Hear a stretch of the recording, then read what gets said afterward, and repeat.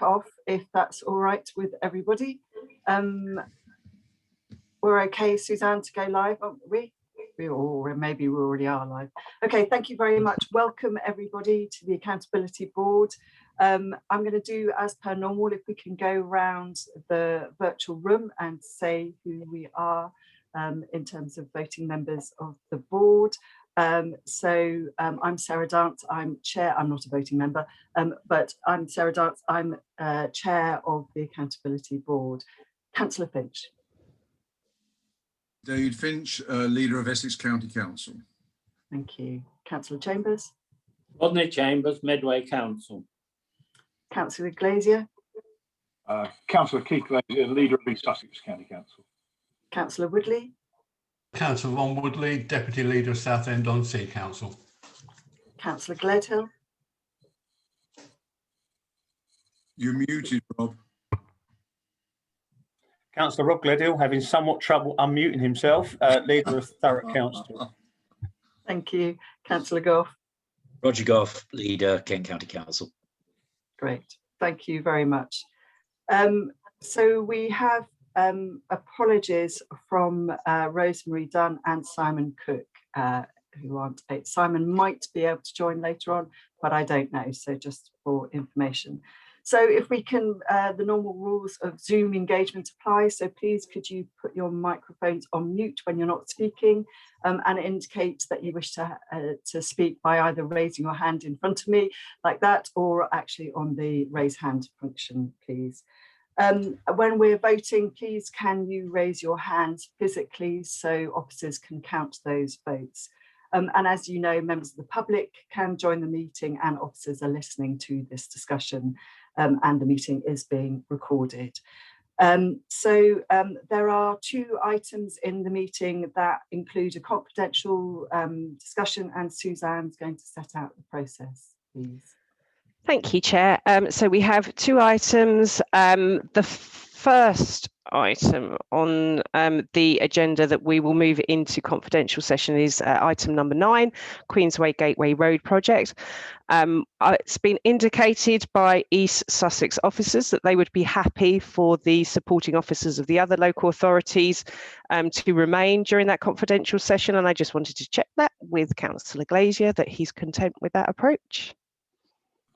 Absolutely fine by me. Thank you very much. And then we will also on item number 12, going to confidential session for the A13 widening.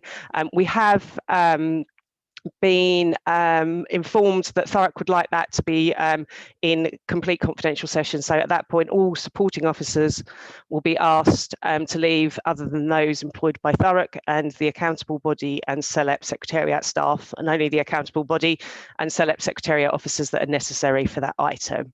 So for the audience, really, this one rather than the board, what will happen is we will move into confidential session by putting you on hold, those officers that we know, or those members of the public, members of the press that are not able to join particular confidential session. You'll go into a waiting room, you just need to wait there, and then we will bring you back in once the confidential session is finished. Decisions will be made in public session. Obviously there'll be no recording during the confidential session, so there's not really anything that anybody needs to do. It just might be a little bit clunky and you might have to wait, so apologies to board in advance for that, but we'll try and make it run as smoothly as we can. Any questions on that? Keith, it looks, Councillor Glazier, it looks like you're speaking, but we can't hear you. Apologies, no, I'm not, nothing to say, thank you. Thank you very much, Suzanne, that's clear. Great, so if we will move on to item 2 now, which is the minutes. I do have a request for an amendment for the minutes from Simon Cook, which is to include his request at the last meeting to see a lessons learned document outlining the range of different reasons for projects to be cancelled or delayed, so that we have a strong evidence base to show to government that it's not always within our control. So I just wanted to note that change onto the minutes, please. Other than that, is everybody else happy that they are a correct record of the meeting of the 12th of February? Yes. Okay, thank you.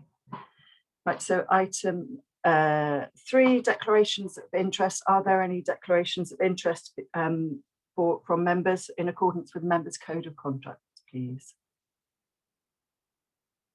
None, I can see. Okay, thank you. And public questions, we have not received any public questions. Thank you. Okay, so let's move swiftly on to item 5, which is the Getting Building Fund decisions. And I'm going to hand over here now to Kate. Thank you. Thank you, Chair. So the Getting Building Fund funding decisions.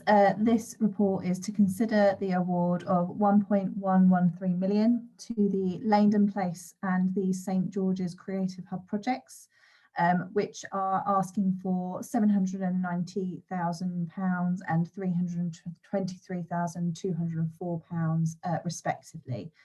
Both projects have been assessed as offering a high value for money and a medium-low certainty. These 2 projects were identified and prioritised for investment by the SELEP Strategic Board in December 2020. Award of the GBF funding to the Langdon Place project is subject to Essex County Council providing written confirmation that Essex Highways have approved the public groundworks, which is expected in April 2021, and that the S73 application has been approved for the installation of electric vehicle charging points, and that is expected to arrive in May 2021. I will now hand over to the independent technical evaluator for them to provide their assessment of the project as well. Thank you very much, Catherine, and good morning. Our assessment of both of these are they present high value for money with low to medium certainty of realising that, or that we have certainty of that. For St George's Wharf, the benefit cost ratio is 1.96 to 1, which is in the medium category and below the assurance framework threshold of 2 to 1. However, it qualifies for an exemption under the assurance framework as the value is below 2 million, the BCR is above 1.5 to 1. There is a strong strategic case, and it is our professional view that if other impacts had been monetised as part of the cost benefit analysis, it would take the BCR above 2 to 1. For Langdon Place, there is a strong strategic case for the enhancements to the public realm and for electric vehicle charging rollout. However, there has been a lack of economic appraisal, which we would have expected. However, it is still our view that if the benefits were monetised and full cost benefit analysis were conducted, the BCR would be above 2 to 1. It is also still subject to planning permission being received. However, still to be considered under the assurance framework exemption. Thank you. Thank you. So comments, questions? Councillor Finch. Sorry for the delay, Chairman. Chair, I was just unmuting myself. In terms of Langdon Place, I think we need to recognise and see this as part and in context with the Essex Climate Commission, which we put in place in 2019. There is a huge drive within Essex County Council and indeed within the Climate Commission itself to facilitate and increase the number of not only vehicle charging points, electric vehicle charging points, but actually use of solar panels, use of cycleways, ways in building our schools to be carbon neutral. So this, in terms of charging points, is only one step in a very large and comprehensive program of making Essex carbon neutral by 2035, 2040, ahead of the government scheme itself as well. So I would endorse and ask for members to support the Langdon project, and that we will obviously use every endeavour to make sure that any conditions that are there, we will fulfil those conditions strenuously for you. Thank you, Councillor Finch. I have Councillor Gough and then Councillor Clarehill. Thank you. Just to speak in support of the St George's proposal, which does involve conversion of vacant retail spaces is owned actually by the retail centre is owned by Gravesham Borough Council, which is also the promoter. There isn't any planning risk related to this, and it would it would act really as a kind of focal point within that part of Gravesend and in the town centre. And I think it fits very much with, for instance, the creative vision of Thames Estuary Growth Board. So I think it fits very well with a number of aspects. And I note Steve's point about the value for money indicators, which are at first sight not quite there, but as Steve points out, there's an argument over monetizing those, which I think makes it very acceptable. Thank you, Councillor Gough. I should, as you mentioned, the Thames Estuary Production Corridor, I should probably declare that I am co-chair of the Thames Estuary Production Corridor, just although I have no pecuniary interest in it. Thank you. Councillor Gertel. Thank you, Chair. I'd just like to endorse what Councillor Finch said in relation to the project in Langdon. You know, this is, as we move forward as a nation to go towards electric-only vehicles, we can't end up being limited to only being able to go from our home to a place and back home again to charge. So having charging points places like shops and other places where you will park up for a period of time is the right thing to do. And getting that infrastructure in now means there won't be this massive rush in 2030, 2035 and so on to ensure people can actually get to places, charge up for a while and then be able to get back. You're effectively increasing the range that these electric vehicles can do. So it's got to be applauded. So it will definitely be getting my support, as indeed will the other application. Thank you. Okay, so I, unless there are any other comments or queries, I'd like to move to, do we agree the award of £323,204 GBF to the St George's Creative Hub project, which has been assessed as presenting high value for money with low medium certainty? Is that agreed? Thank you.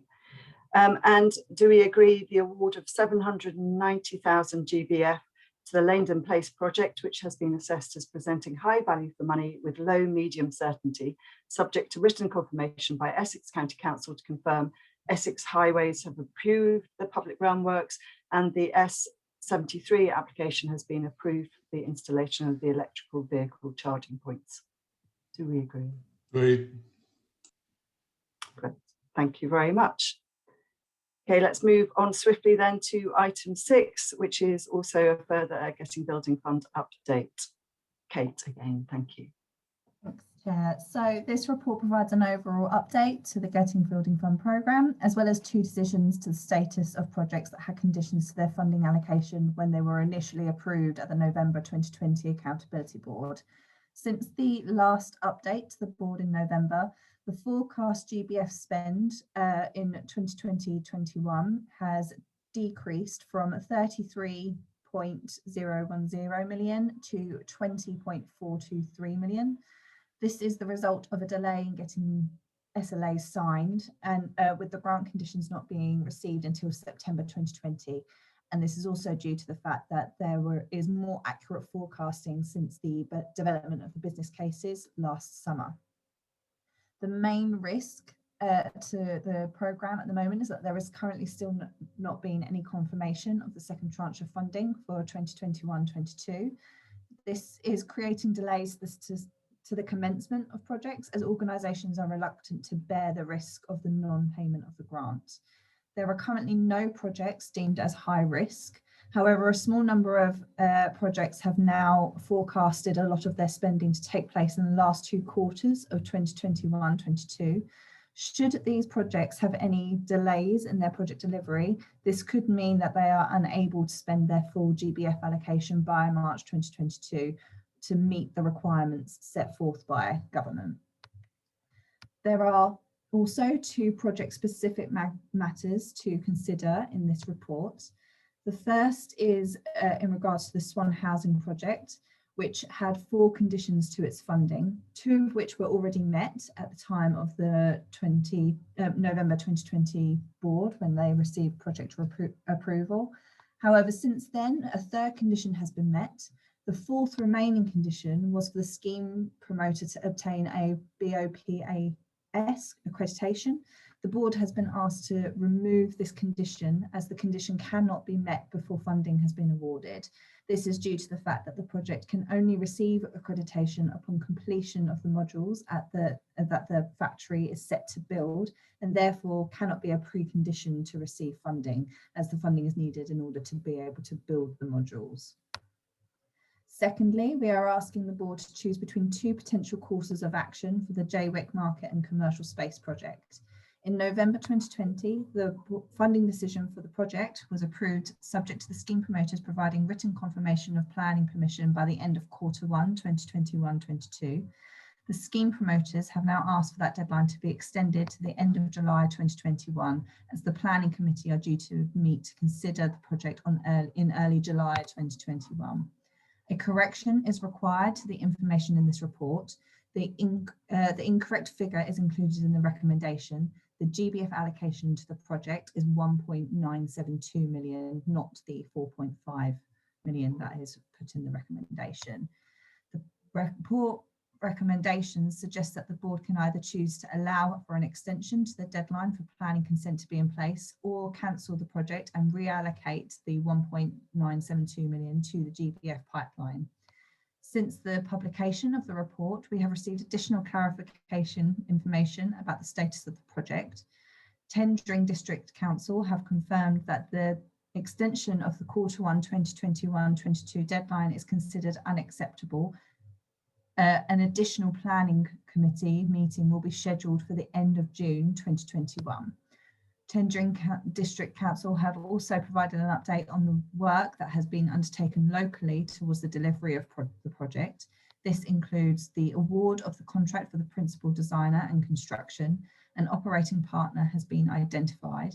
Public consultation programs have been initiated, and the Tendering District Council have incurred significant costs at the work undertaken to date, and have worked under the pressure of the COVID pandemic to progress the scheme. I will now open it up for discussion with everybody else. Okay, thank you. So comments or queries, please.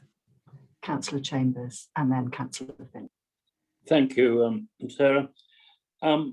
On the issue of risk of us not getting the 2nd tranche of funding, I think we should take that very seriously. But what concerns me is that this was a government initiative. It was the government that set the time limits as to which the projects were to be delivered by. And I think that were they not to forward the 2nd tranche for whatever reasons they may see fit, I think it's the government that would actually suffer a lot of criticism, because at the end of the day, as I've said, this was a funding initiative which was put forward by themselves as a result of the impact of COVID and helping us move forward following the impact of that. So could we be informed as members of the accountability board outside of the board meetings if this is delayed much further, where we are to be informed when this 2nd tranche arrives, or if there's any reason that it doesn't arrive, please. Thank you, Councillor Chambers. Good point. Suzanne, Rhiannon? Yeah, so yeah, it very much depends on the outcome of the annual performance review conversation. So every year we have that meeting with central government. It's been held and they haven't raised any substantial concerns or anything like that. The draft recommendations were all very positive, but we haven't yet received that formal confirmation. So once we receive that formal confirmation, their schedule suggests that we won't actually get that until April. with the funding actually coming through to us until May. But very much through that conversation, we raised the issues around that. You know, the fact that there's lots of uncertainty around, you know, even entering into contracts with that uncertainty hanging over projects. So we're very much pushing that, you know, we receive that confirmation as soon as possible. But according to government schedule, yeah, we wouldn't actually receive that formal confirmation until sort of April, May time. But the question was could we be informed as soon as we know whether there's delays on that? Absolutely. So, yeah. Thank you. Thank you. Councillor Gough. Thank you. Just to say, I think the what is proposed overall makes sense, and I think the strategic case, for example, for JWIC is a very strong and compelling one, and I think we recognise the you know, the very strong social case, particularly on that. One thing which I was going to ask a question about, but the report actually has, I think, overtaken that, was about the timing of all these things, particularly in relation to planning. Because I think on the original timetable, I had a concern that we would have the planning coming after the July Accountability Board meeting, and then we'd be looking at September, and going back to the point that Catherine made about a huge amount of spend being backloaded into that part of the year anyway. It all sort of starts to get quite tricky. So actually, I think the move by Tendring District Council to bring forward the planning timetable seems to me to be very helpful in that regard. What I would suggest is it the case that we should be looking at the business case for the strong or strongest of GBF sort of reserve projects at the July Accountability Board? Because just in case anything of these falls by the wayside, and there's clearly always, as we know from experience, plenty of risks of that, that we would then have stuff ready to go if indeed funding became available. Okay. Thanks. Yeah, so I think, yeah, absolutely, that's a sensible suggestion. There'll be a conversation at the strategic board meeting next week to agree that pipeline of GBF projects, so we're clear about which project will be next in line to receive that funding. I think you know, what we could be asking is that scheme promoters then prepare their business cases at risk, but we go through the process of having those business cases ready, and also perhaps, you know, we undertake that assessment by steer, so that if that funding becomes available, it's very much a case of just, you know, quickly writing the report, rather than, you know, having to go through the whole business case development process at that point of knowing the funding is available. So yeah, I think that's a sensible suggestion. Excellent. We can bring, as you say, we can discuss that further at the strategic board. Yeah. Okay. Thank you. Thank you, Councillor Gough. And yeah, I mean, the point of this funding was to help us as part of the recovery. So absolutely essential that we do things quickly as we can on this, whilst understanding the pressure that puts on officers. But yes, absolutely. Thank you. Okay, so unless there are any other questions or comments, Councillor Finch. Chairman, I just wanted to, very specifically around the JWIC project, Essex County Council is working closely with Tendring District Council. And I know that Tendring District Council has a planning meeting on the 8th of July, which should resolve any issues in regard to this particular project. I would also mention, of course, many members around this table or virtual table will recognise that tendering, and specifically JWIC, is the third most deprived area in the country. And therefore, whilst I'm not pleading for leniency, the recognition that this will be important for that area, and indeed that we in Essex County Council are conscious of the need for that space to be there for business, is important, and is working with Tendring District Council, I think, should give the members of the Accountability Board comfort that we have it in our sights, and will continue to press ahead with that as well. And on the other one, in terms of the Swan housing, the recommendation, I think, is that clause 2.1.2 is removed as it states. We would agree with that as well. But that's a project also which we think is important to continue with as well. Thank you, Chair. Thank you, Councillor Finch. Okay, So I'd like us to note that the Swan Modular Housing Factory project has met 3 of the 4 conditions of funding as detailed in section 6.4 of the report.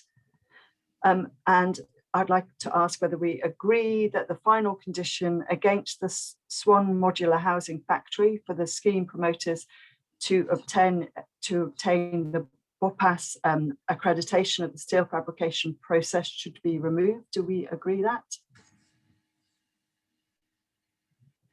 Thank you. And do we agree the preferred course of action for the JWIC market and commercial space? And the first option I'm going to put to you is option 1, which is to award a further extension to the time available to gain full planning consents at the end of July 2021. Do we agree with that? Great, thank you.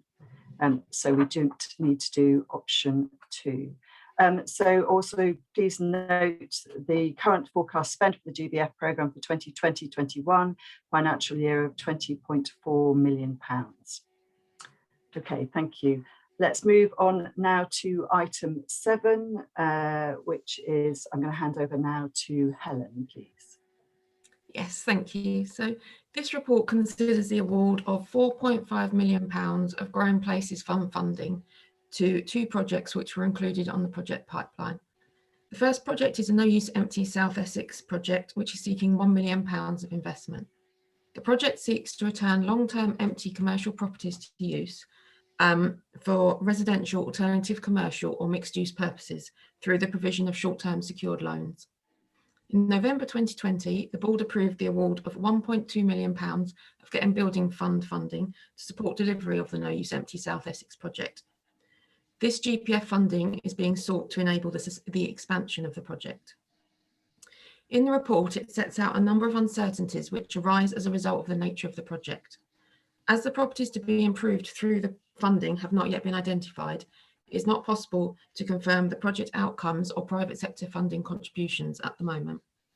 However, the project will use the established management and operational processes developed by Kent County Council, who have been successfully operating the no-use empty programme for the past 15 years. The project has been assessed as offering high value for money with high certainty of achieving this by the independent technical evaluator. The second project is the Herne Relief Road Bullockston Road Improvement Scheme, which is seeking Growing Places Fund investment of £3.5 million. This project seeks to reduce the volume of traffic travelling through Herne Village by delivering improvements to the nearby Bullockston Road, which will, in conjunction with the Spine Road through a new proposed residential development, provide an alternative route for vehicles. In addition, the project will provide the infrastructure required to support the construction of around 2,500 new homes and other facilities in the local area. Growing Places Fund funding is sought to accelerate the delivery of the improvements and to allow delivery of all the works in one phase, rather than adopting a phased approach upon receipt of relevant Section 106 contributions. The primary risk identified in relation to this project relates to the certainty of future Section 106 contributions, which are due to be used to repay the loan. In September 2020, the local planning authority took the decision to refuse the planning application for the Hillborough residential development, which was due to contribute towards the cost of the project. An appeal has been submitted and the appeal inquiry is scheduled to commence on the 16th of March. As it stands, the value of the Section 106 contributions and the timing of this funding cannot be confirmed, and obviously this presents a repayment risk. To mitigate this risk, it is proposed that the funding is released in 2 tranches. Tranche 1, which would be £2.1 million, would be released following the board's decision today and the completion of the necessary legal processes. Through pre-existing Section 106 agreements, there is sufficient funding already secured to enable repayment of tranche 1 of the funding. Tranche 2, which would be the remaining £1.4 million, would only be released upon receipt of evidence of planning approval for the Hillborough development following the planning appeal. If the conditions for the release of tranche 2 are not met and the GPF loan value is reduced to £2.1 million, Kent County Council still intend to deliver the full project scope. However, this would be over a much more protracted programme, as it would be reliant on receipt of Section 106 contributions. Due to the risks regarding the receipt of Section 106 contributions outlined within the report, The project has been assessed by the independent technical evaluator as offering high value for money with low to medium certainty of achieving this. And I will leave it there unless anyone has any questions. Thank you, Ellen. So, comments, queries from the board, please. Councillor Woodley. Yeah, thank you, Chair. Just to say that nothing has changed on the no use empty scenario. We're working with the authorities on the South Essex onto this, and we're following the successful trials that took place in Kent that proved to be well worthwhile. And this is the reason why the board previously has said that we should do this in South Essex. So I'm pleased with that, and you've got our assurances that this will happen. Thank you, Councillor Woodley. Councillor Gough. Thank you. Just supportive of both of these. Clearly delighted to see the no use empty model being applied. As indicated, our experience of it in Kent over a long period has been very, very positive. On the Hillborough related, well, the overall Herne Relief Road project, I think that Helen described it very clearly, both what it's designed to do and the merits or the necessity of the two-phase approach, which does, I think, sort of break out the risk of it quite carefully, and clearly it remains as regards Hillborough in the public inquiry stage at present, but in a sense the two-phase approach recognises that, so I'd be supportive of both. Thank you, Councillor Gough. So unless there are any other comments or questions, I'd like to move to vote on, do we approve the award of 1 million GPF by way of loan to support the delivery of the no use empty South Essex project as set out in Appendix C, which has been assessed as offering high value for money with high certainty of achieving this? Is this approved? Thank you. And do you approve the award of 3.5 million GPF by way of a loan to support the delivery of Herne Relief Road, Bullstock Road Improvement Scheme project as set out in Appendix D, which has been assessed as offering high value for money with low stroke medium certainty of achieving this, noting that the funding will be transferred in 2 tranches, with the second tranche 1.4 million dependent upon a successful outcome of the ongoing planning appeal. If the planning appeal is unsuccessful, the value of the GPF loan will be reduced to 2.1 million, tranche 1 only. Do people approve that? Thank you very much. Okay, so let's move on now to item 8, which is the M11 Junction 8 project. I'm handing over to Howard now on this, please. Thank you, Chair. The purpose of this report is to provide an update to the Accountability Board on the delivery of the M11 Junction 8. The report also sets out the outcome of the updated value for money assessment for the project business case and asks the Board to consider the award of a further £1 million of local growth fund to the project. Members were previously advised that costs had increased on this project and that Essex County Council were considering options around this. As such, we have received written confirmation from Essex County Council that they have put in place a full funding package, which was agreed at their full council meeting on the 23rd of February. This leaves the additional £1 million local growth fund, which Essex County Council are seeking at this meeting. The business case submitted for the additional £1 million of local growth fund has been assessed by the independent technical evaluator as presenting high value for money with a high certainty of this being achieved. Thank you, Chair. Thank you very much, Howard. Any questions or comments on this, please? Wow, none at all. Okay, thank you. So do we agree the award of additional 1 million local growth fund to the project, which has been assessed as presenting high value for money and high certainty of being achieved? Thank you. And note that Essex County Council has now provided confirmation through the S151 officer that the full funding package is in place for the project. Great, thank you. So let's now move on swiftly to item 9.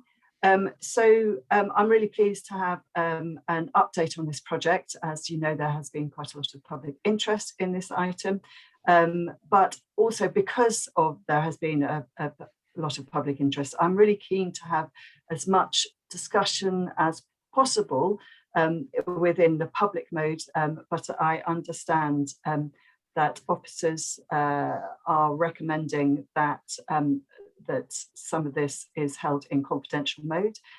But I'd like us to be as open and as transparent as possible. So I do hope that at our next board meeting we can have a more public open discussion about this.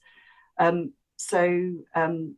you to you all. I'm going to hand over now to Helen, who's going to introduce the report, and Suzanne will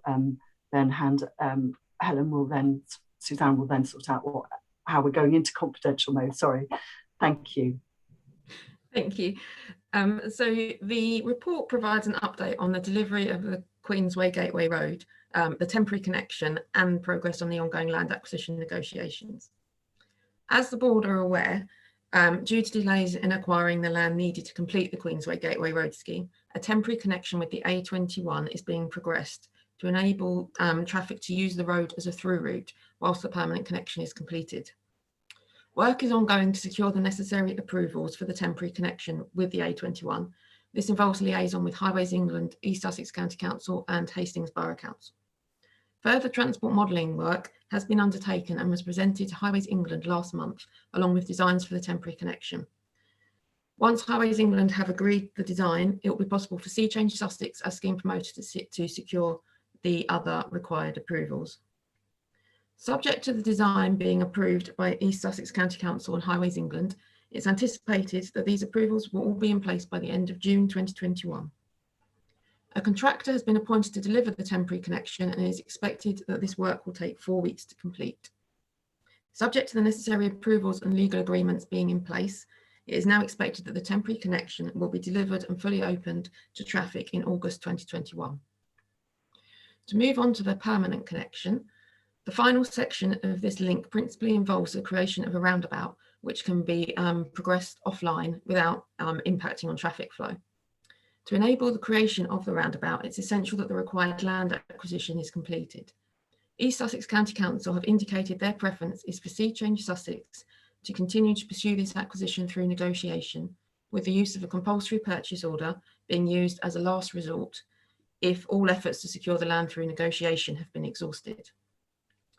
Whilst it is not possible to give a definite timeline for completion of the final section of Queensway Gateway Road at this stage, under a best case scenario where all the land can be acquired through negotiation, it is expected that work would commence on site in summer 2021 with completion in January 2022. However, if a CPO is required, project completion could be delayed by between 6 to 18 months. It is still expected that the project can be delivered within the £12 million budget available. However, if costs should increase, these will be covered by Sea Change Sussex. Within the report, it is recommended that an update on the project should be presented to Strategic Board in June 2021 to make board members aware of the issues faced by the project and the anticipated timetable for their resolution and project delivery. It is also recommended that the next full project update report to this board should be in September 2021, by which point it is anticipated that there will be a clearer picture regarding whether a compulsory purchase order is required to acquire the land needed. This report will set out a clear delivery plan and the associated milestones. In the interim, an update will be provided within the Capital Programme Update Report at the July Accountability Board meeting. I'll now pass over to Suzanne, who will do the necessary to enter confidential session. Thanks. Sorry, Suzanne, before we go into that, can I just ask whether members, before we go into confidential mode, whether members have any questions on the information on the reports that we've received so far that they would be willing to have in this public session, and then we will go into confidential mode. Councillor Gazier. Chairman, just to thank Helen for that introduction. I think it's very clear there that there is a temporary and permanent solution available, and the County Council still remains hopeful that this can be through negotiations. So I think it is moving slowly forward. Thank you, Councillor Gazer. Suzanne. Thank you, Chair. I do just need to be clear, sorry, to the participants. So those people that are listening, sorry, there is something that you will need to do. I've confused my virtual meeting software. So we will now remove you from the meeting if you are not one of the officers of the 6 upper tier supporting officers for the 6 upper tier authorities that make up the joint committee. What you need to do is go back to your registration link, go back in, and it will hold you in a waiting room there, and then we'll let you back in. So you can click your link straight away. Once you're out, click your link, it will take you back through to the waiting room, and then we will let you back in once the confidential session is complete. So I hope that is clear. Okay, so if you just bear with me 1 second now, and I will if you are a member of the public, you can remove yourself now as well. That was so let me just go through.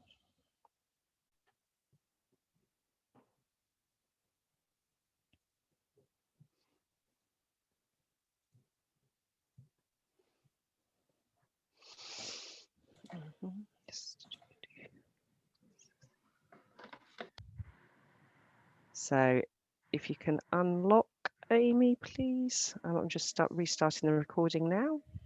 The meeting is now unlocked. So we just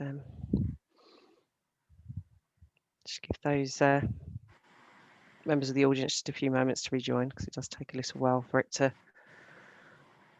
come through. Thanks, Suzanne. And then we just go straight to votes. There's nothing more we need to discuss. Nope, we're back in public session now. We're just yeah, as I say, just giving a few moments. Thank you. For people to rejoin. Suzanne, do you need to throw me out, or shall I come back in? It's fine. We'll deal with you in a second, Richard. We can demote you back down to the audience in just 1 second. Okay, haven't actually got anybody back, but we have given some time. I don't know if you've had any messages or anything, Amy, to say that people can't join. No, I'm just checking with Steve Bishop, because he's left. But no, not had any other messages, so I assume it was okay. Obviously, sometimes when we lose people, they don't come back. They choose not to rejoin. So, okay. Well, we're back. We're recording, so the recording will be available for people, and the webinar is open. So, if you'd like to move back into public session. Thank you very much, Suzanne. Okay, great. So I would like the board to note the latest position on the delivery of the project. And do we agree that an update will be provided to the strategic board in June 2021 to make them aware of the issues faced by the project? Is that agreed? Thank you. And agree that the board will be provided with a further update on the project which sets out a clear delivery plan and associated milestones at its meeting on the 10th of September 2021. That's agreed. Great. Thank you very much. So let's move on now to item 10, which is Bexhill Enterprise Park North project. Helen, thank you. Thank you. So just as a reminder for the board, the Bexhill Enterprise Park North is a key element in the package of developments that have been designed as a direct response to the socio-economic issues facing the Bexhill area. The project itself will deliver the site and servicing infrastructure required to access individual development plots on the site. As the board are aware from previous updates, a reserved matters application for Bexhill Enterprise Park North was refused by the local planning authority in October 2019. An appeal was submitted in December 2019. However, due to the impacts of the COVID-19 pandemic, the appeal hearing wasn't heard until January 2021. It was expected that the outcome of the planning appeal would be known in early March. However, as of today, a decision has not been published. So the report sets out a number of options which deal with the various positions that we could find ourselves in today. Option 3 recommends that if the outcome of the planning appeal is unknown at the time of the board meeting, that the remaining £1.5 million of LGF funding be transferred to East Sussex County Council as a ring-fence grant prior to the 31st of March 2021. This is recommended on the basis that all LGF funding should be committed by the 31st of March. To mitigate the risks of transferring the funding ahead of the decision on the planning appeal, the report outlines, the report recommends that the funding is transferred for spend on the project subject to the following conditions. Number 1, that the full value of the allocation, which is 1.94 million, is returned within 4 weeks of receiving the confirmation that the planning appeal is unsuccessful. And number 2, that the full value of the allocation is returned within 4 weeks of the 12th of September 2021 if full consents are not in place by that date. We are proposing that this recommendation is amended to provide a cut-off date of the 1st of September 2021, as this will allow a decision regarding reallocation of the funding to an alternative project to be taken at the Accountability Board meeting scheduled for the 10th of September. Whilst it is anticipated that the outcome of the planning appeal will be known imminently, it is recommended that a long stop date of the 1st of September is agreed to ensure timely investment of the LGF funding. The other 2 options within the report are not applicable at this time, as the planning appeal has not yet been determined and therefore we don't know the outcome.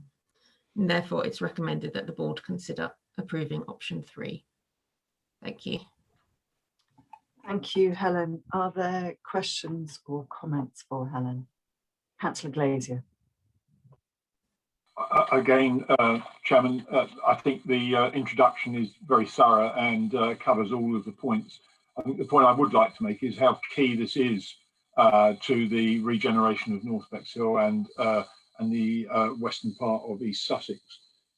It's really disappointing that that we got to this position, but planners make decisions for whatever reason, and we really do hope that the planning inspectorate come up with a result, and hopefully a positive result, but failing that we have a fallback position whereby if it's not approved, the money is put back into the pot as soon as is practically possible. And I would recommend that we accept the recommendation as just been outlined. Thank you, Councillor Glazier. Councillor Gough. Thank you. Yeah, I'm supportive of this. I think, again, it's clearly an important scheme, and I think, as Keith Glazier just said, the vagaries of what you can get from the planning system are such that it's important to find a way through that. We do seem with this to be establishing a principle then that we have, in effect, we are leaving this through till September for as a long stop date in relation to planning. So I would just like to note and confirm that is in effect a principle we seem to be establishing in relation to LGF, but which I think is a good principle. Thank you, Councillor Gough.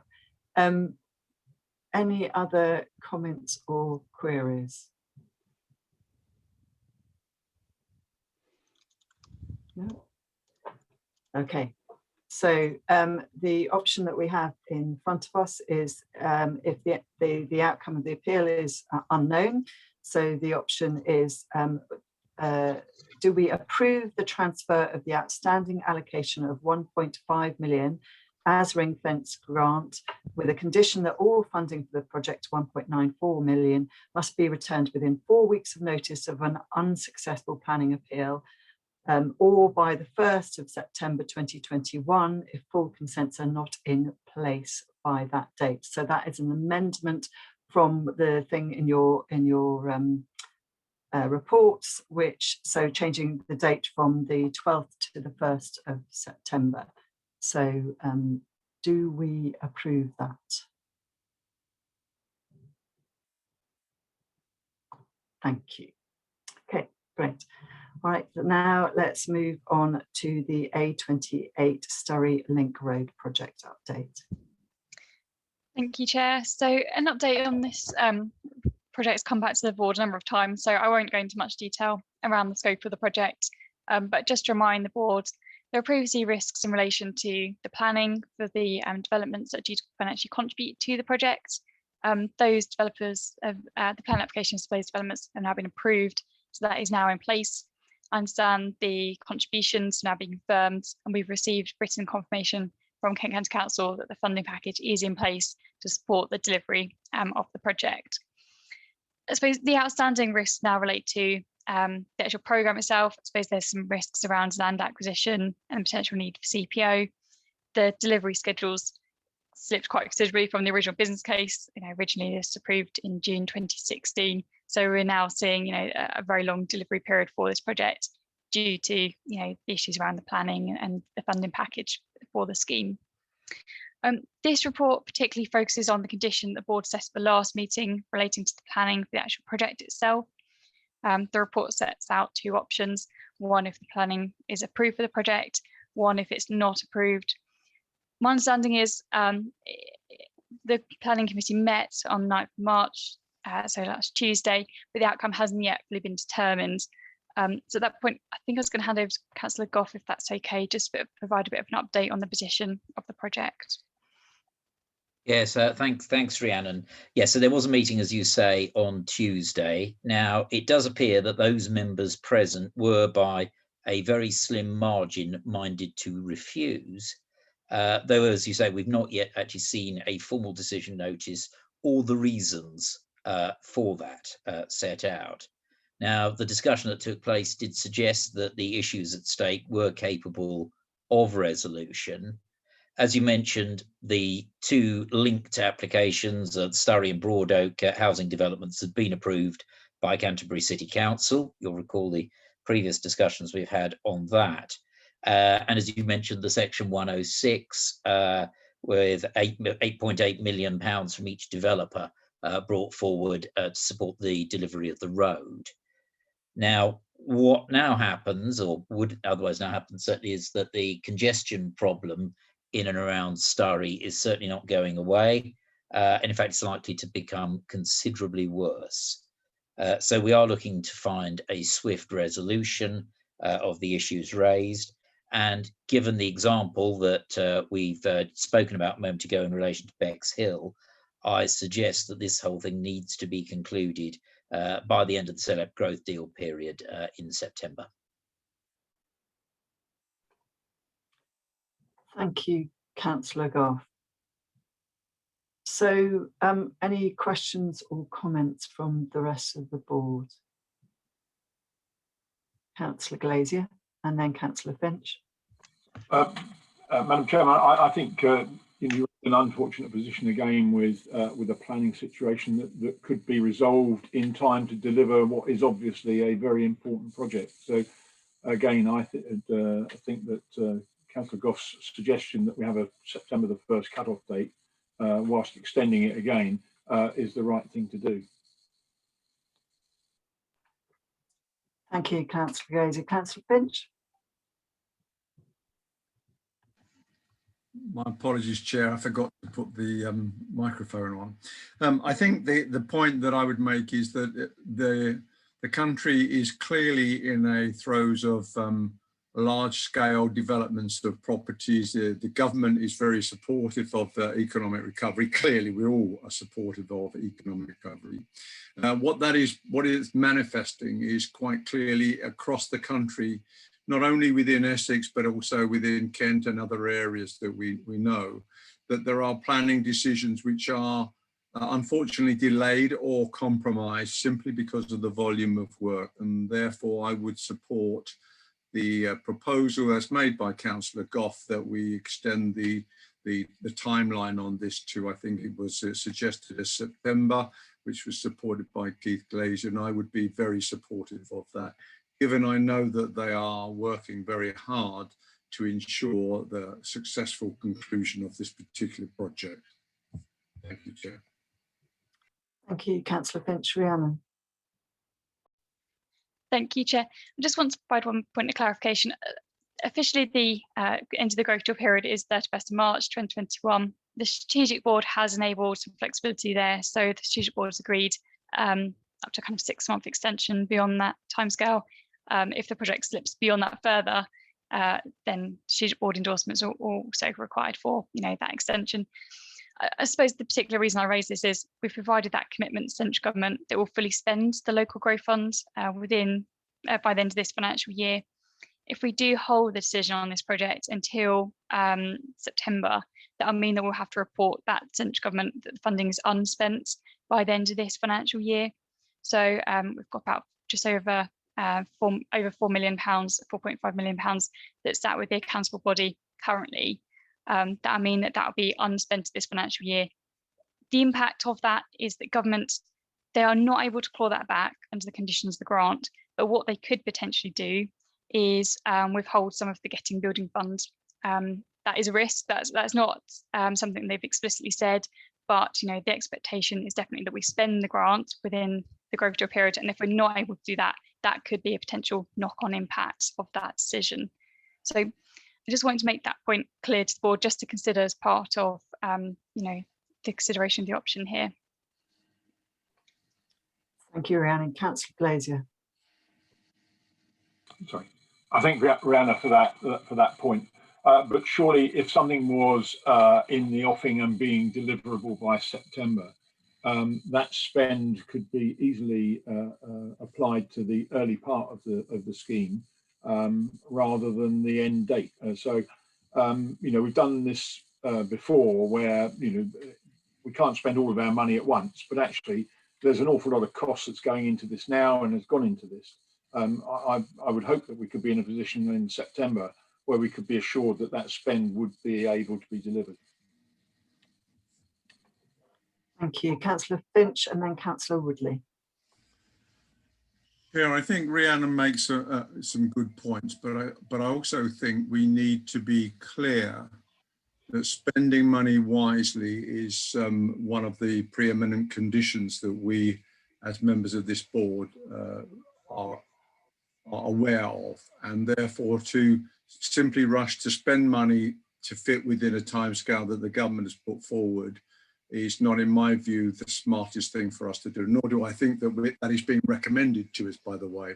So I do, again, support the point that Councillor Goff has made earlier and is supported by Councillor Glazier, that we extend this to September, recognising that we may need to give a very full explanation to the government departments so that they can be appraised that what we are doing is not careless or frivolous, but it actually is carefully considered decisions which are in the best interests of Kent and indeed the best interests of spending money wisely. Thank you, Councillor Finch. Councillor Woodley and then Councillor Goff. Yeah, thank you, Chair. I think we are all very supportive of all these projects that are coming through, and of course the funding has been allocated on that basis.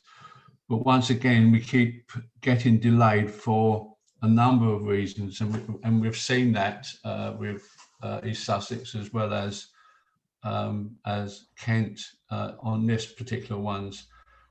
We have to, at some point, recognise the fact that we have to bite the bullet and get some of our projects through and some of our other projects there. And yeah, I can see that Southend is part of the list of additional funding awards when they come through.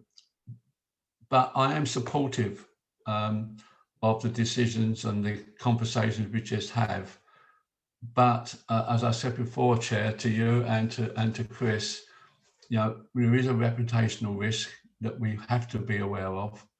And I think Rhiannon has pointed out other risks in terms of financial, getting building funds that could be withheld. And I'm just hope that when we make this decision, we make it on that basis of the risk involved with it all.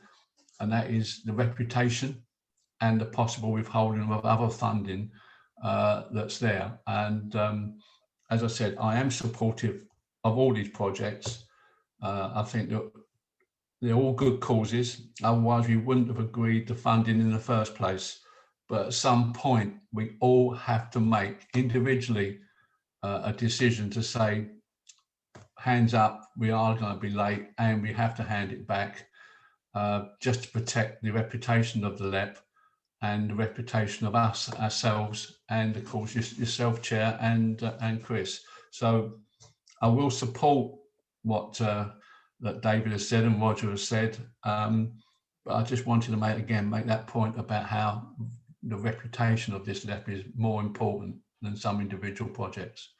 Okay, thank you, Chair. Thank you, Councillor Woodley. I will come to Councillor Gough and Councillor Chambers in a moment, but I just wanted to emphasise that makes the point that Simon Cook raised on the minutes from the last meeting even more important, that we do look to develop that lessons learnt document so that we can articulate very clearly to government about why some of these delays are happening and how they are, some of them, not within our control as Accountability Board. Thank you. Councillor Gough. Yeah, thank you. I mean, I'm very grateful to colleagues' comments and indeed, what Ron was saying, which is about striking the balance and getting this right. And I'm very appreciative of what all have said. I think we are mindful of the risk that's highlighted. What I would point out is that we are not in the same position as we were in November. So this funding wouldn't clearly not be spent, but it would certainly be allocated to a project which has now secured the linked housing element of it, has secured planning permission, and perhaps more importantly, that section 106, which, if it's combined with the LGF, actually means that the whole thing is fully funded. So it is actually as I say, a fully funded project, which it has made quite significant progress over the last few months. And I think on that basis, we would actually have a credible position to present, bearing in mind still some of the risks which have been described. Thank you, Councillor Gough. Councillor Chambers. Thank you, Sarah. Well, a bit of deja vu for me, because I relate back to we were in a similar position with Innovation Park Medway, and I think the reason that we made the decision at the last meeting that Simon Cook refers to was because of this similar situation that we've got as far as the Surrey Link Road is concerned, that there are sometimes and in fact in many instances agencies which have proving difficult in the pursuance of these projects that we don't have any ultimate direct control over, and as you've alluded to, this is a very similar situation in as much that as what has happened here, and I fully support, as in fact we did with Innovation Park Medway when we came to the board to ask for extensions of time, because we were confident that at the end of the day we would actually be able to pursue the project once we'd overcome the difficulties. And I think equally that applies to this particular project, and I will wholeheartedly support the moving of further consideration to the September meeting. Thank you, Councillor Chambers. Councillor Gough, can I just ask a quick question? It's been in the press that the item was turned down at the planning meeting. So can I just ask for a little bit of clarification about that, just for my... Yeah, thank you. I think that, thank you, Chair. I thought that was what I indicated, but I will just repeat. So yes, there was the meeting on the Tuesday. A vote was taken, which was by a margin of 1 vote to refuse. The point I was making was simply that there has not since then been a formal decision released, nor have the reasons for that decision actually been set out. So that was the point I was making. But no, it is as you say, and as reported in the press, which is what I was making reference to. Thank you. Just to double check that. Okay, thank you.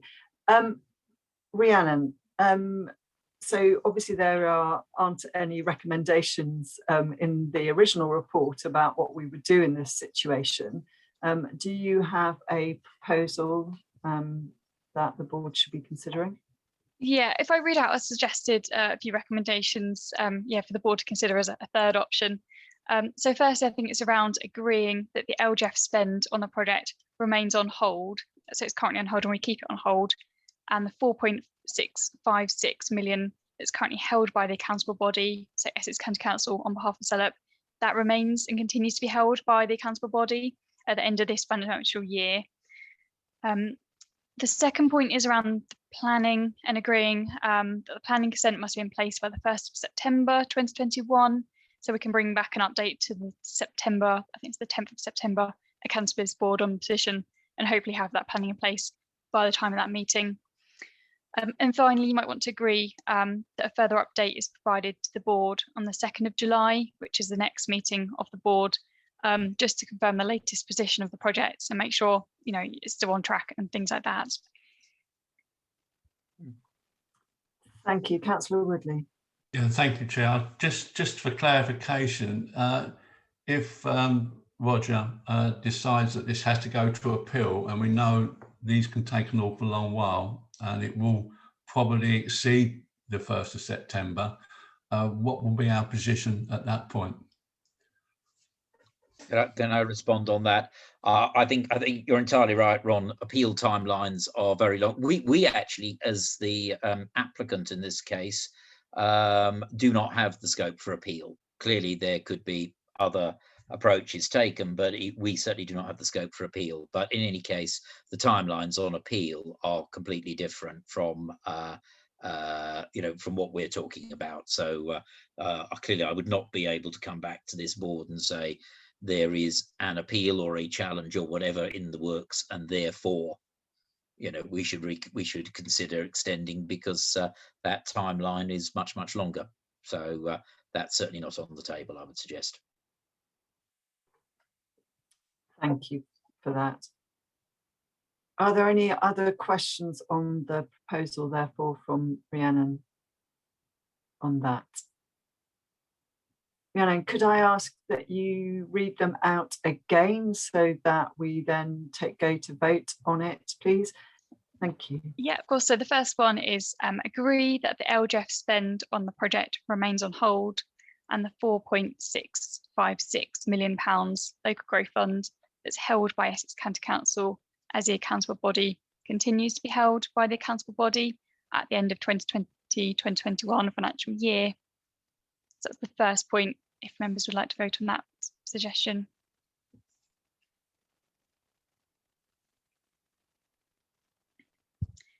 Okay, the next one was to agree that planning consent must be in place by the 1st of September 2021.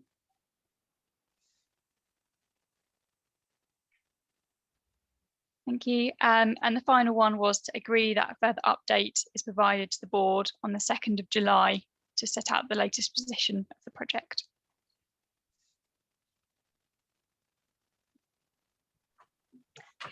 Great. Thank you, Rhiannon. Thank you. That is great. Okay. So let's move on now to item 12, which is the A13 widening LGF funding decision. Rhiannon, I'm handing over to you again. Yeah, I'll just briefly introduce this, and I'm going to hand over to Anna Eastgate and Suzanne to put this into confidential session. Just to remind the board, so obviously large-scale projects, we've previously made contributions to the projects. There was an additional funding award of £8.9 million that was made by the board during the last financial year. That was kind of pre-COVID and pre the kind of impact of COVID on the project. So today, Anna's going to provide an update on the latest position of the project, taking into consideration the impact of COVID on the project and progress there. Just to comment, we've received an updated value for money assessment of the project. That's being considered by our independent technical evaluators. The outcome of that is that the BCR has dropped for the project due to some cost increases on the scheme. But actually, if you take into consideration the impact of the Lower Thames crossing, it continues to present a high value for money. So there is, some uncertainty there. The Lower Thames crossing isn't, committed in fully, I suppose, in terms of planning and things been in place yet for the project. If the Lower Thames crossing didn't proceed, then the value for money case for this project would fall below the high value for money threshold. So I just want to make board members aware of that, but we'll move into confidential session now to hear a more detailed update on the project. Over to you, Suze. Thank you, Ree. Okay, so we are going to ask all officers, other than the officers who know that they are able to remain for this session, to leave now. We can sort of throw you out. It's actually easier for you. If you leave, it's a much easier process to come back in, we've discovered this morning. So please, could I ask you to leave? Otherwise, we will sort of pop through in a second and take people out. But if you leave, click back through on your link and it will hold you in a waiting room where you can rejoin shortly as soon as the session reopens. So it's just the accountable body, SELEP Secretariat who've been told that they are able to stay, the clerk of the meeting, of course, and Thurrock officers.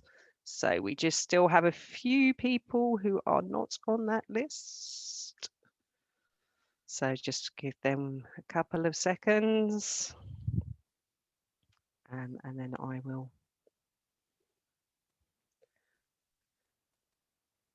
I'm just escorting the last couple out.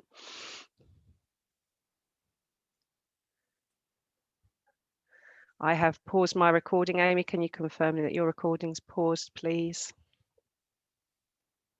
Yes, the meeting's unlocked. We will just need to give the audience a second to virtually come back into the room and settle back into their chairs and all that.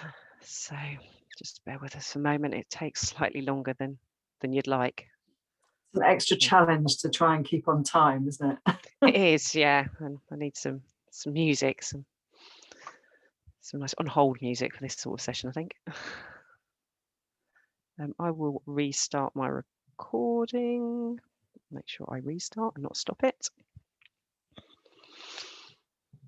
So, I'm sorry, board. We're just waiting. We have unlocked. People will start coming through. Okay, we're starting to get the first couple of people coming back online. But if we can just bear with me just for a couple more minutes, just so we make sure that those who want to be who want to watch the vote are able to do so.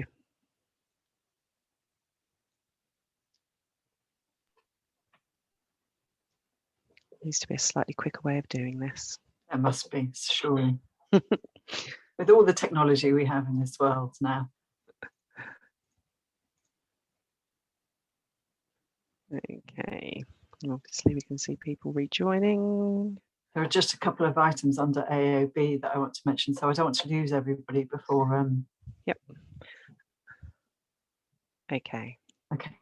So right. Yeah, we've got people coming back through. We are recording, so the recording will be available for everybody to see. We are back into public session. Thank you, board. Thank you for your patience. Thank you, and thank you all for a fruitful discussion.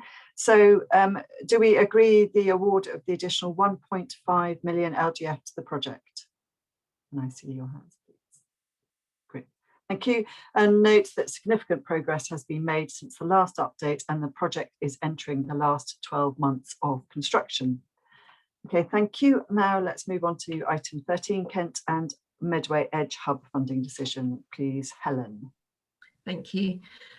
So the Kent and Medway Engineering Design Growth and Enterprise, otherwise known as the Edge Hub project, was awarded £6.12 million of LGF funding in September 2017. This funding has been spent in full supporting delivery of the project. The project itself is delivering a new skills facility in Canterbury, which will support high value employment, growth and investment in engineering and technology. Following an increase in costs due to the COVID-19 pandemic and changes to health and safety legislation, an application was submitted for an additional 1.224 million of local growth fund funding to support the final stages of project delivery. The project was placed 11th on the new LGF prioritised project pipeline, which was agreed by Strategic Board in December 2020. And as a result, just missed out on there being sufficient funding available to support the project at that time. Following the cancellation of the Basel Innovation Warehouse project in February 2021, some additional LGF funding has been released for reallocation, and therefore there is now some funding available to support the remainder of this project. Whilst £1.224 million of additional LGF funding was requested, only £901,128 was available at the time of preparing this board report. As no funding has been returned to the pot for reallocation during the course of this meeting, it is not possible to award the remaining balance of the funding requested at this time. However, the scheme promoter has indicated that the project can proceed with the reduced LGF allocation. Provision of this funding will enable significant capital investment in core state-of-the-art engineering and digital technology equipment, and the realization of project outcomes as stated within the business case. I was intending to pass over to Steve from Steer to give a summary of their assessment, but he's not here. So bear with me a second. So the project has, following the submission of the application for additional LGF funding, Steer have undertaken an assessment of the project, comparing the value for money assessment in the business case with that, taking into account the additional LGF funding awarded, requested, to support this project. And they have concluded that the project continues to offer high value for money with high certainty of achieving this. I think I'll leave it there unless anyone's got any questions. Thank you. Any questions from anybody or comments? Councillor Goff. Thank you, Chair. I'll be very brief. I think this is a project which is extremely worthy of support. It does have actually both not just a Kent and Medway, but a regional impact, I think, on STEM education. It does tie in very much to themes also of industry collaboration. So it is, I think, exactly the kind of thing that this board should be supporting. And if we have the opportunity to provide that, and whilst we can't go to the whole hog of the 1.2 million, this extra 900,000 will make a very, very significant difference and sustain many of the most state-of-the-art elements of the project. So I would definitely urge that we support it. Thank you, Councillor Goff. Okay, so do we agree the award of the additional £901,128 to the Kent and Medway Engineering Design Growth and Enterprise Hub project, which has been assessed as offering high value for money with high certainty of achieving this? Thank you. And note that there is potential for a further LGF funding decision in relation to the project. Well, it says to be considered under agenda item 14, but I understand that we won't be going to item 14 as we have not released any further LGF funding through the process of today's meeting. So we don't need to note that actually. Okay, so just I understand that, so we won't be doing item 14. Can I just ask a query? If we get an update, for example, in July's meeting that either of the projects that we have discussed today don't go through, could we not bring those forward, these items 14 forward in that meeting? That's a question to officers. Yes, we could. I suppose we could almost have, a standing item that sets out these projects that are listed ready. So during the course of the meeting, if funding is reallocated, or if there's a chance that funding might be reallocated through future meetings, these projects have gone through SEER's assessments, they are ready. We could just make sure, receive that confirmation from scheme promoters that the position hasn't changed on the projects and they're still seeking that funding. Thank you. I think that would be a good thing, because I think we all recognise through today's meeting that we want to expedite things as quickly as possible and make sure that we get funding out to the projects that are really needed. Thank you. So just to note, therefore, the date of the next meeting is the 2nd of July 2021. I said I had a couple of items that I wanted to mention today. So the first one is obviously I want to wish members well for the upcoming elections. I want to say a particular thank you to Councillor Finch, who I understand that he won't be standing for re-election. And I just want to say, for me personally, a huge thank you to him. He has been a hugely constructive and incisive member of this board, and it has been a real pleasure to have a year of working with him. So thank you, and I'm sure the rest of the board would wish to join me in saying that. Thank you, Councillor Finch. And then also, it is with great sadness that I have to say that Rhiannon is leaving us for a fantastic new job at Surrey County Council. Their gain is very much our loss. She has gone way and above call of duty on many, many occasions, working, I know, late into the night on many things. So I personally would like to thank her, and I hope that the rest of the board would like to join me in thanking her for all of her incredible work.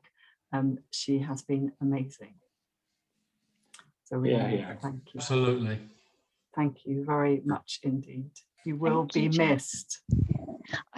I feel like I take a lot of credit for a huge amount of work that goes on across the whole team, the accountable body. You know, I think often I'm sort of the face of it, I'm visible here, but actually it's a huge amount of teamwork and across local authorities and the accountable body as well. So yeah, thank you for everyone else's support as well. Thank you. Thank you. Good luck indeed. Okay, so there wasn't, we discussed item 17 and there isn't any other urgent exempt business. So with that, we have finished just a few minutes in time, before time. So thank you very much. I reiterate my thanks to all of the officers, both at SELEP and across all of the local authorities who are, I know, working under incredibly difficult conditions and under a lot of stress at the moment. So thank you from me for all of that. And we will look forward to seeing you in July. Good luck with the elections. Thank you. Thank you, Chair. Take care. Goodbye. Bye.